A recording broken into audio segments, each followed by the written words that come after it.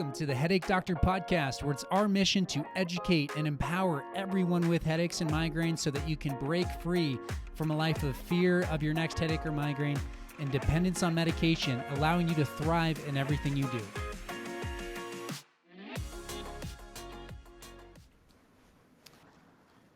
All right, Dr. B, thank you so much for being on the Headache Doctor Podcast. Researching you and understanding what you do and your background and your story, and that's where I want to start. It's we have a lot of, it feels like we have a parallel path here. Seeing the need for someone that has been sort of stuck in this cycle of maybe management of symptoms, but not addressing the why behind their headaches or migraines. So I want you to tell the audience your background, a little bit about yourself, and then how you got to where you are today, and maybe speak of some of the gaps in our healthcare system and how you're trying to address those. Oh, I'd love to. Thank you so much for having me here. So I trained in conventional neurology, and I'm an MD. I did my neurology residency at Stanford. So I started off my career very much steeped in that traditional thinking that migraine is a disease, you have it forever, you have to take pills, end of story. But what happened for me is that story turned out not to be true. So I get migraines myself. Both of my daughters do, my mom does, my aunt did. So, huge family history of genetically mediated migraines. And what happened for me is that I started doing yoga when I was 30 after I had my first kid, because having a kid, oh my gosh, that produced a lot of anxiety. Like med school did not faze me, but having a child, that one got me. So I was like, well, I heard yoga's good for stress. So I started doing yoga, and I was very surprised to find that my migraines got a lot better. Yeah. And, I had just finished up this training telling me that I was going to always need pills to manage this. And here I am finding relief with yoga, this thousands of year old tradition that is very much about moving the neck, moving the upper back, calming the nervous system. And these are big root causes of migraines, right? I'm sure you have seen that in your work as well. Yeah, so absolutely. Yeah, so for me, that's when the light bulb went on that, it was time to think outside the box. And I got very curious about what else we can do to help our headaches that doesn't involve just being stuck on medications. That's fantastic. So being a medical doctor, we've had a few on the podcast, and they each have their own personal story, and usually it was triggered by something like an event like you're talking about, a personal experience, but there's still this friction to stay in your lane, or like stay with the traditional, like this is what you've learned. Migraine is a disease. You have to continue to take medication. So what was it that really just like thrusted you to not only apply this to yourself and for your own treatment and your own health, but it takes an extra step to like then bring that to your practice and then start to make that a career. So talk about that. For sure. Honestly, it was my frustration with the limitations of medications. I very distinctly remember handing one of my favorite patients a prescription for a medication and knowing deep down in my heart that it wasn't going to work any better than the other 10 prescriptions I had given her. And I just felt like, based on what I am noticing in my own personal life, I need to bring these other tools to people. I'm not being a healer, I'm being a pill dispenser. And that's not what it's about. It is about helping people get back to the life they love. Migraine is the number one cause of disability in women under 50. Yeah. That's huge. That is a huge impact on the lives of women in this country. Absolutely. Absolutely. So you have your own personal experience. You're seeing, okay, medication isn't the only route, but you have this education that tees you up to address, like you're already seeing these patients that have headache and migraine symptoms. And so talk to me about bridging the gap between, okay, you have this understanding of the brain and you have this kind of new way of thinking. So what did that start to uncover as you search for like, well, why am I feeling better? Yeah, well, the first thing that happened is I started doing research on yoga, and I was shocked to discover that there are actually hundreds of studies showing that yoga is beneficial for migraines. In fact, there was a study published in 2020 in the Green Journal, the neurology journal, our main journal in our field, showing that yoga cut headaches in half in 3 months.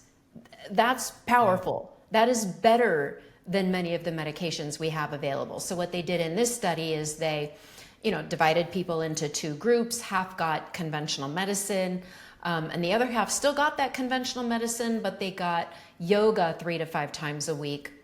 And then in the other group, the non-yoga group, they just got like education and extra things, but not yoga. So the effect really was the physical movement of yoga, the effect on the tissues, the effect on that chronic muscle tension that builds up in our body, the effect on shifting the nervous system. So that was kind of the first discovery, to realize, oh my gosh, even my own tradition of randomized controlled trials, there's actually support for things other than medications. And that just lit me up. That made me so curious to find out what else was out there that I didn't learn about in my Stanford neurology residency, Yeah, pharmaceutical companies probably are not posting those on their website's main page, don't you think? No, they're not. Yeah, there's no money in telling people to do yoga. Well, I shouldn't say no money, but not the type of pharmaceutical money they're seeing come through. And so, there's not that incentivized, lucrative sort of opportunity there. But you have to really care about people. And it's just so exciting as a provider to look at a product such as yoga, which is super accessible. I mean, you barely even need a yoga mat. And to start helping yourself and treating yourself, that's an amazing thing. So on this podcast, the experience that people have with head and facial pain, we talk about pain itself. We talk about the brain and how the central nervous system responds to pain. We talk about how the central nervous system responds to pain and some of the changes that happen in our brain over time. And this is right up your alley. So I'm going to tee you up to talk about chronification, what that means, why it happens, and why we need to know about it and what we need to do about it. Yeah, and this is really, really important to me. I really want people to understand that when you have headaches over and over again, it physically changes the structure of the brain. And this is something that we have learned with all the advanced ways we have to image the brain. So neurologists have been sculpting this concept and our understanding of this concept for the past 20 years, but I feel like word hasn't gotten out to the people who need to know it, to the people who are suffering day to day with their headaches. And here's why I think it's important. What I see is that people have the mindset, okay, I have a headache, I need to take a pill, then it will go away and everything's fine. And that seems to be a justification to ignore those pain signals from your body. We dismiss the fact that headaches are a message from our bodies, and it's not our job to just silence that medication. I understand sometimes we need to get through the day. I understand, but we need to circle back, pay attention to those pain signals, and figure out why we're having them in the first place. Because if we don't, those underlying issues just keep going on, keep giving you more and more headaches. And what we know is that after you are consistently having about 3 headache days a week, that's when your brain starts to change, and not in good ways.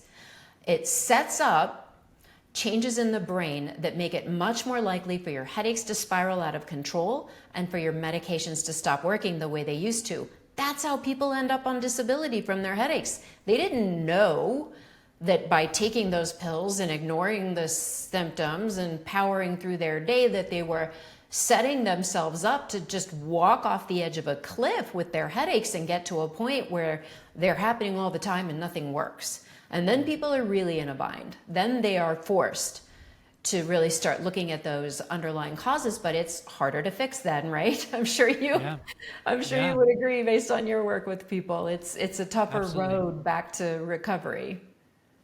Yeah, absolutely. So it's this idea of, and first off, it is like, I don't know if I've said the exact words that you just said, but in different ways, you are hitting the nail on the head as far as what we are trying to bring to people, as far as this understanding of the dynamic between this pain signal, which is not the problem in itself, you experiencing pain. We have to understand that there's something triggering it. So asking the question why, what is actually triggering it? But this idea of how our body experiences pain it's a whole nother dynamic that we talk about how it changes the location of pain, like referred pain. We can't trust that just because we have pain behind our eye, that our eye has a problem or that our head has a problem. And then we get into this chronification or just the frequency of that symptom over and over again, and the brain learns and accommodates to that. And so what can we do to prevent that? I mean, what would be a word of advice if it's, let's stay off medication, or if it's preventive early treatment, or how do we stop that from happening?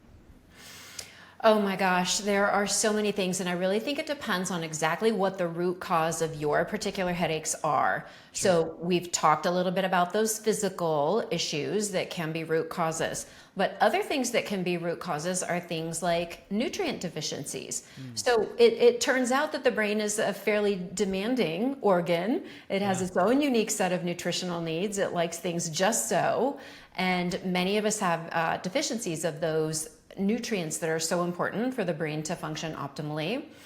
We have learned much more about leaky gut and how that increases inflammation in the body. That can be a root cause. We have also, unfortunately, learned much more about the impact of all the toxins in our world on the body, about accumulations of things like mercury even that can cause headaches for people.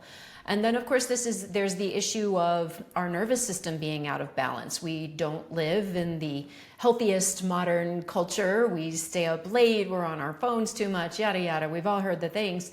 But that really does take a toll on our nervous system. And we don't have great cultural norms about how to rebalance our nervous system the way that some other cultures do. Our vision of chilling is, having a beer and watching TV. Like, right. If you put the devices on you, that is not relaxing your nervous system. It really doesn't. So I think there are so many things. So I guess I would say, I think really everybody's first job is to figure out what their own root causes are, which can require some help to figure that out. Yep. But I think that's really the first step, because there isn't a one size fits all. And you have to know what's going on in your particular body, your particular situation, because I find that people don't have much bandwidth. Don't you see that too? Like, if you're having pain every day, how much energy do you have to change your life? Yeah. Like, not much. No, nothing. Yeah. They're depleted. There's nothing left. Yes. Yeah. And so they have to do the one thing that is going to be a game changer first. And I think it's only by digging under the surface that you can figure out what that game changer is. Yeah, I like that. I like that a lot. Yeah. So it's multifaceted, and the journey that I've been on personally as a provider and come to understand, you start out in your own niche. For you, it's neurology. For me, it was physical therapy. I look at the musculoskeletal system, and it's like, this thing needs to move, and I need to push on this, and I need to get this more stable, right? And it's like, well, this is the source of everything. And that's where you start. But as I go down this journey, and this podcast in large part has played a big role in that, I interview providers, and then I start talking to patients, and then I start educating patients, and then I see that, like, okay, the 80% relief we were getting is now 90 to 100. And what we're doing is just creating this environment where people understand how to be healthy, right? Mm-hmm. Mm-hmm. And it's that health of your physical body, of your GI system, of your emotional stress on your nervous system. It's all those things that if we understand how to do that, and not to say that it's easy, and it's actually, there's a lot more resistance to that and work involved in that, which is why it's harder to sell. And swallowing a pill is a lot easier. Mm-hmm. You have a background. First off, this conversation it doesn't sound like I'm having a conversation with a neurologist.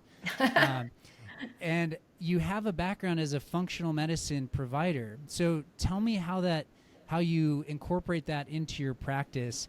Have you structured it differently so like you have time to go through this stuff? Like, how are you wearing your neurology hat and your functional medicine hat? Well, I think that in the office setting, what I'm able to do is limited by time. I mean, okay. I am still functioning within the healthcare insurance system. When I see somebody, I don't have very much time. And I still have those 30 boxes that need to be checked or my office does not get paid. So I still have to work within those constraints. Now, for me, I feel that it's incredibly important to bring this transformative information who have insurance. For me, I've decided not to go the cash pay route and only work with people who have the means. It's really important to me to function in a democratic way and make this information available to everybody. Yeah. So I have committed to that model. So what I've had to do as a result is basically record information for people. That is the only way to give it to them because there's not time in the day to tell everybody everything they need to know. So I went to the model of recording information. I put it into an online course. I put it on my YouTube channel. I put it in my Facebook group. I try to make that information accessible to people as much as possible and help them navigate through the fire hose of information that is available on the internet. You can't, it's hard to drink from that fire hose. You need somebody to give you a straw and say, okay, don't pay attention to all that stuff. Just listen to this. This is the good stuff over here. I sorted through the fire hose for you, and here's the part you need to actually focus on that's game changing. So that's kind of how I handled it, to give people information and yet still honor the need to make this information accessible to everybody. Yeah, that's an extremely generous thing to do. And I love your perspective on that. And so you're still functioning as, forgive me for not having a better term for this, but maybe like a traditional neurologist in that setting at least. But you're sort of the gatekeeper into this vast, I guess, realm of education that's out there that is different than just here's your next prescription. Mm-hmm. Yeah. And so are people finding you through your other avenues of education, coming to see you? And I guess another question out of curiosity is, are you still prescribing and what does that look like? I do still prescribe. I think that there's definitely a role for prescription medications. It's just that that's not the solution. So I guess let me back up a minute. If somebody has one headache a month, it is absolutely fine to take a prescription, if you don't want to do the work of figuring out what's going on there. I get that. People are busy. Totally. But if you are having headaches a couple of days a week, it's time to take a different approach. And so sometimes medications give you the bandwidth to dive deeper into all the other things that need to be done in order for you to truly heal. And so sometimes there's a role there. I think that the issue is people need to be very clear. That's not the answer. Once your headaches get severe, been there, done that a million times over, and it's not going to get you to where you want to be. It's not going to give you your life back. It's not going to make you feel focused and sharp and clear and headache free and energetic, sleeping well. Like, it's not, medications are not going to do that. You have to actually heal if you want your life back. Yeah. So I think there is a role to blend both of them. I certainly prescribe a lot less than other people do, but I accept that there's definitely a role for that. So I'm not going to yank the medications in the first visit, Right, right. But once people are feeling better, they're like, oh yeah, this is way better. I like this much better. I don't need much of the other stuff anymore, or at least we can cut down the med list or get rid of the ones that have the most side effects for people. And, I think everybody, once they understand that true healing is available to them, who doesn't want that? Everybody wants that. Yeah. Yeah. That sounds like a very fair and balanced approach. And I think you're quickly becoming my favorite neurologist. Yay. Not that my opinion matters, but I'm so encouraged. Like, this is such a encouraging conversation with me. I know there's people listening to this, but I said this on my last podcast, but these podcasts are almost like my own journey of just understanding what's out there. And you're only about an hour away, maybe even less. Yeah. Great opportunities to collaborate. Yeah. I want you to talk about your, the quiz you have, but also this online material that you referenced. Yeah, sure. So I, as I mentioned, it's really important to me to educate people about the concept of chronification so that people know they need to take action. And so I put together a quiz to help people figure out if they might be in chronification. It is at theheadachequiz.com, TheHeadachequiz.com, just like it sounds. And it's a short little 5-10 minute quiz that will help you figure out if you might be in chronification, and if you are, where to start. And some people need free resources. Maybe some people want to get started with supplements. Maybe some people are interested in kind of a DIY online course. Maybe other people are interested in a supported course with, several Zoom calls a week, the ability to customize, the material to your own particular situation. And, it's an incredible community that's been created by people doing these work. I mean, these people are, they're taking charge of their healthcare. They are going to get their lives back. And, there've been some incredible stories of recovery. And I think that the group really inspires and supports people. It gives them a safe container for this kind of growth, for support as they go through these changes. And then there's, of course, an option for private mentoring with me as well. But I really love the power of support. And that is one of the things that I think also conventional one-on-one medicine doesn't offer. Yeah. It doesn't allow you to help people make lifestyle changes with a cohort of other people who are doing the same work, because they help each other. On the Zoom calls, they'll say, okay, how are you doing? How are you getting this supplement down? This one upsets my stomach. And somebody else will pipe up and say, well, what about drinking it with hot herbal tea? It's great how they support each other. They share their wisdom on their journey to health. So I really love that group format. And, we go on retreat together. We share our ideas, wisdom, inspiration, support, and courage. So that is, I think, an incredibly powerful tool for change. I feel like so many people in medicine are coming to realize that will definitely be more a part of healthcare in the future, as people seek to harness the power of groups to facilitate change and healing. Yeah, we do have people reach out to us that want to know. I mean, on Facebook, I feel like Facebook is one of the main platforms for groups, and people are always searching for a group that feels legitimate, feels more helpful. And so thank you for building a community like that. I also want people to be aware of, I know that you're very generous with this information through just normal social media channels and any other channel that you might have. How can people learn more from you? I am on YouTube at Amelia Scott Barrett, MD. I am on Facebook, same name. You can, also website, same name. I was not creative with naming anything. It's all just my name. That's right. And, for those who are really done with their headaches the way they are and they are ready to dive in and do some deeper work, you can learn more about how I do the online work at migraineclass.com and hop on the phone with a call and figure out what it looks like to do the online course and really, move the needle. If you're at a place where you're ready to take action, that may be the most effective way to make it happen. Yeah, absolutely. Thank you so much.